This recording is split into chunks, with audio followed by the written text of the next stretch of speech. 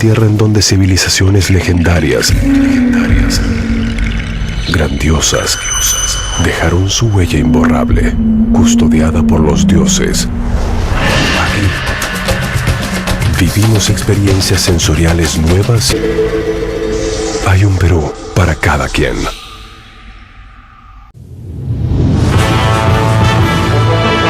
Hola chicos, continuando con el desarrollo del examen, toca desarrollar la pregunta número 59. Muy bien, en la pregunta número 59 me dice la potencia de un motor en kilowatts de un ascensor, dice, cuando levanta una cabina que tiene un peso total de 20.000 newtons a la velocidad de 2 metros por cada segundo. Muy bien, como me piden calcular la potencia es igual a la fuerza multiplicado por la rapidez. La rapidez que le están dando de 2 metros por cada segundo, lo único que necesitaría sería el valor de la fuerza.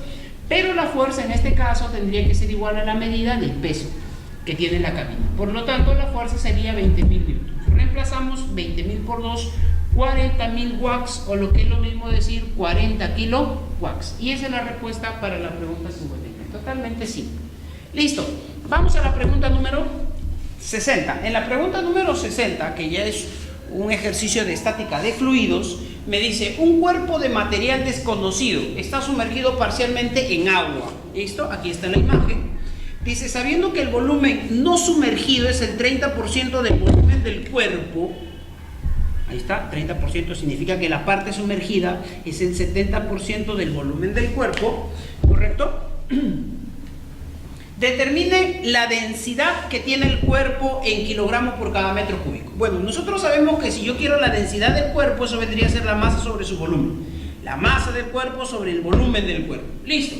Ahora, ¿qué vamos a hacer? Bueno, como este cuerpo está en equilibrio, entonces, ¿qué vamos a hacer? Aplicar primera condición de equilibrio, que la suma de fuerzas que actúan sobre esta estructura debe ser igual a 0.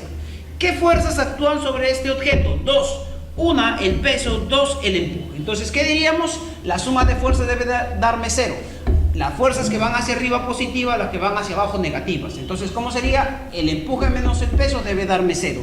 Eso significa que el empuje debe ser igual al peso. Entonces, simplemente reemplazamos la fórmula de empuje, que es igual a la densidad de líquido por la aceleración de gravedad por el volumen sumergido. Y eso es igual al peso, que es masa por aceleración de gravedad.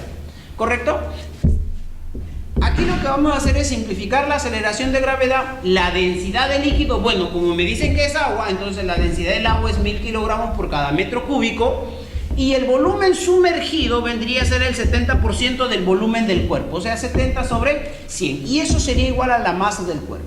Lo único que voy a hacer acá es darle la forma. Paso a dividir y me va a quedar masa del cuerpo sobre volumen del cuerpo vendría a ser igual a 700. Pero masa sobre volumen es densidad. Por lo tanto, la densidad del cuerpo, ¿cuánto va a ser? 700 kilogramos por cada metro cúbico. Y esa sería la respuesta para la pregunta número 60. Listo, muy bien. Pregunta realmente simple. Vamos a la pregunta número 61. En la pregunta número 61 me dice, una caja metálica tiene calor específico 395.6 joules por cada kilogramo por cada grado Celsius. Tiene una masa de 500 gramos y tiene una temperatura inicial de menos 20 grados Celsius. Dice, la energía térmica en joules que hay que suministrarle para que alcance una temperatura de 180 grados. Muy bien, la energía térmica viene a ser, en este caso, la cantidad de calor que le debemos proporcionar. Entonces, la cantidad de calor, ¿cómo se calcula? Como la masa por el calor específico por la variación de temperatura. Muy bien, reemplazamos. Bueno, teniendo en cuenta, o en este caso, teniendo cuidado, por supuesto, con las unidades, ¿no? Entonces, la masa, como son 500 gramos, vendría a ser medio kilogramo, ¿correcto? El calor específico, 395,6 joules por cada kilogramo por cada grado Celsius. Y la variación de temperatura, que ya sabes que es temperatura final menos temperatura inicial, o sea, 180 menos 20, y me va a salir 200 grados Celsius. Como te podrás dar cuenta, cuando yo simplifico las unidades, ¿correcto? La cantidad de calor en que te va a quedar en joules. ¿Y cuánto es esa energía que se le está proporcionando? Va a ser de 39.560 joules. Y esa sería la respuesta para la pregunta número 61. Muy bien, vamos ya terminando. En la pregunta número 62 me dice, Un motor de Carnot absorbe 1200 calorías de un foco caliente que está a 1000 grados Kelvin. Realiza un trabajo y cede cierta cantidad de energía a un foco frío que está a una temperatura de 500 Kelvin. La cantidad de energía calorífica en calorías que se cede al foco frío es... Muy bien, bueno, nosotros sabemos que una máquina de Carnot contiene dos focos, un foco caliente y un foco frío, ¿verdad? El foco caliente, que siempre va a estar a mayor temperatura, corresponde a los 1000 grados Kelvin, ¿correcto? Y esto es lo que va a proporcionar el calor. En este caso, este calor 1 va a ser el calor de entrada. Y el calor que está entrando a la máquina va a ser de 1200 calorías, el calor 1, ¿correcto? El calor que sale es justamente el calor 2 y eso es lo que me piden calcular. Entonces, lo único que voy a hacer acá es utilizar la famosa relación de Kelvin. ¿Y qué me dice esta relación? Que cada cantidad de calor es proporcional a la temperatura de su foco.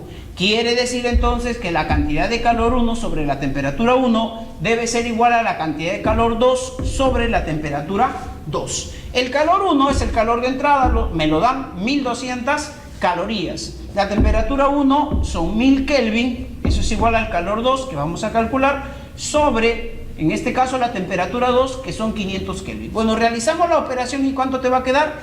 Que el calor número 2, o en este caso el calor que sale, vendría a ser 600 calorías, ¿correcto? Y esa sería la respuesta para la pregunta número 62. Muy bien, muchachos.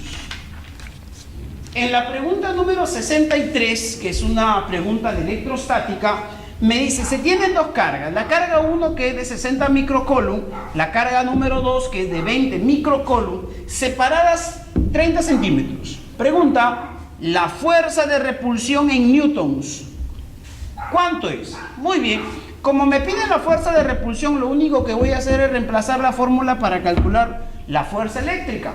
¿Y la fuerza eléctrica qué es igual? Acá por la carga 1 por la carga 2 sobre el cuadrado de la distancia. Lo único que hay que hacer es reemplazar. Por supuesto que hay que tener cuidado con las unidades, porque como estamos trabajando en el sistema internacional, esta distancia debe aparecer en metros. Listo, pero bueno, eso no es problema, ¿verdad? Entonces, la fuerza vendría a ser la constante de Coulomb, que vale 9 por 10 a la 9, la carga 1, que vale 60 micro, ya sabes que micro es 10 a la menos 6, por la carga 2, que vale 20 por 10 a la menos 6, micro también, y la distancia, que vendría a ser 0,3 metros, o si quieres 3 por 10 a la menos 1, pero elevado al cuadrado. Acá te va a quedar 9 por 10 a la menos 2, simplificamos, y este resultado te va a quedar 120 newtons, y esa va a ser la fuerza de repulsión entre estas dos cargas. Y esa sería la respuesta para la pregunta número 63. Muy bien. Vamos a la pregunta número 64, a la penúltima pregunta. En este caso me hablan ya de condensadores y me dice, un condensador posee una capacidad eléctrica de 20 microfaradios. Se encuentra cargado con una carga de 60 microcoulomb. La variación de su potencial en voltios, si su carga se incrementa hasta los 100 microcoulombs, ¿cuánto es? Entonces me piden la diferencia de potencial. Bueno, hay que recordar en este caso que en un capacitor la capacitancia es constante. Por lo tanto, si tenemos una primera carga, vamos a tener un primer voltaje. ¿Y cómo se calcula el voltaje? El voltaje es carga sobre capacitancia. La cantidad de carga al inicio son 60 microcoulombs sobre 20 microfaradios y te va a quedar que el voltaje con el que se empieza a trabajar el capacitor es de 3 voltios, ¿correcto? Listo, pero cuando la carga cambia a 100 microcoulomb, entonces va a aparecer un nuevo voltaje, que también vendría a ser la carga sobre la capacitancia. La carga ahora vale 100 entre 20, la cantidad de voltaje ahora va a ser de 5 voltios. ¿Cuánto fue la variación? Obviamente que la variación ha sido de 2 voltios. Y esa es la respuesta. ¿Correcto? Muy bien. Pregunta bastante simple. Y finalmente la última pregunta, la número 65, me dice, una cocina eléctrica trabaja a 220 voltios y consume 1000 watts de potencia. La energía consumida en kilowatts hora durante 10 horas de funcionamiento es. Muy bien, una pregunta bastante simple, porque yo digo, si me piden energía en kilowatts hora, recuerdo y digo, ¿qué es energía? La energía es potencia por tiempo. La potencia me la están dando. ¿Cuánto vale? 1000 watts. Y el tiempo, 10 horas. Por lo tanto, esto te va a quedar 10.000 watts hora. Pero como me piden la energía en kilowatts hora, bueno, ya sabes que kilos son 3 ceros y vendría a ser 10 kilowatts hora. Y esa sería la respuesta, muchachos. Muy bien, eso vendría a ser todo. Muchísimas gracias y bueno, nos vemos hasta una próxima oportunidad. Chao.